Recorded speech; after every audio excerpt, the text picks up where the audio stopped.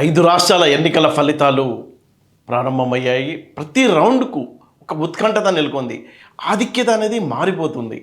ఎలాంటి రిజల్ట్ వస్తుంది అన్న ఉత్కంఠత అయితే స్పష్టంగా కనిపిస్తుంది.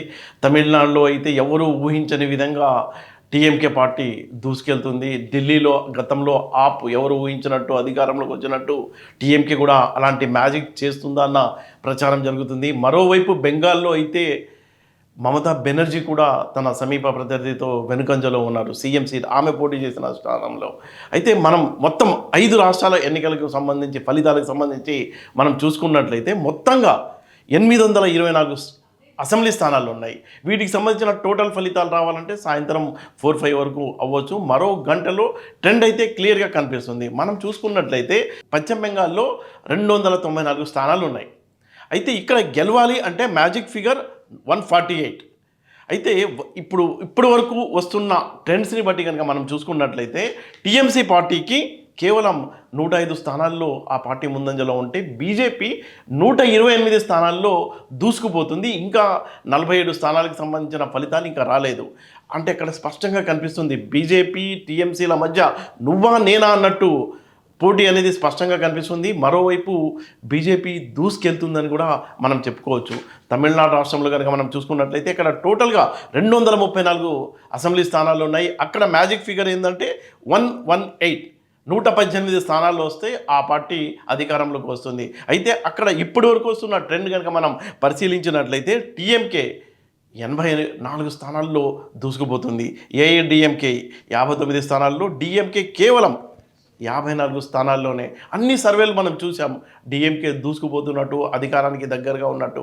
కానీ ఇప్పటి వరకు వస్తున్న ఫలితాలు కనుక చూసుకున్నట్లయితే టీవీకే ముందంజలో ఉంది, ఏఐడిఎంకే సెకండ్ పొజిషన్లో ఉంది, డిఎంకే థర్డ్ పొజిషన్లో ఉంది.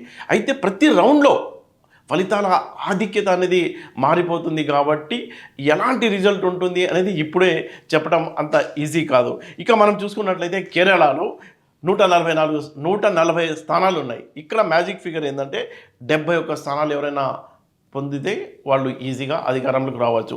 ఇక్కడ యూడిఎఫ్ 85 స్థానాల్లో దూసుకుపోతుంది. అంటే ఇక్కడ మనం చూడొచ్చు స్పష్టమైన మెజార్టీతో కాంగ్రెస్ పార్టీ అధికారంలోకి రాబోతుంది. ఎల్డిఎఫ్ అధికార పార్టీ కేవలం 50 స్థానాల్లో మాత్రమే ఆధిక్యత ఉంది. ఇక అస్సాంలో మనం చూసుకున్నట్లయితే టోటల్గా 126 అసెంబ్లీ స్థానాలు ఉన్నాయి. ఇక్కడ మ్యాజిక్ ఫిగర్ 64 స్థానాలు. బీజేపీ అయితే అందరూ ఊహించారు బీజేపీ అస్సాంలో ఒక సునామీలా వస్తుందని. ఏదైతే ఎగ్జిట్ పోల్ ఫలితాల్లో చెప్పినట్టే అస్సాంలో 80 స్థానాల్లో బీజేపీ దూసుకుపోతుంది. కేవలం కాంగ్రెస్ పార్టీ 26 స్థానాలకు మాత్రమే పరిమితమైందని. పుదుచ్చేరిలో మనం చూసుకున్నట్లయితే టోటల్గా 30 సీట్లు ఉన్నాయి.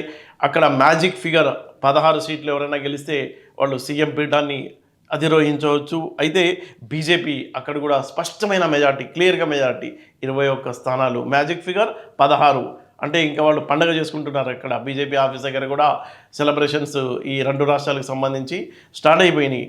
అయితే మనం చూడవచ్చు ఈ 5 రాష్ట్రాలకు సంబంధించి ఈ ట్రెండ్స్ ఇలా ఉంటే ముఖ్యమంత్రులు ఎవరైతే ముఖ్యమంత్రులుగా ఉండి పోటీ చేస్తున్నారో అస్సాం ముఖ్యమంత్రి హేమంత్ బిశ్వ శర్మ ఆధిక్యతతో కొనసాగుతున్నారు. అయితే మమతా బెనర్జీ వెనుకంజలో ఉన్నారు.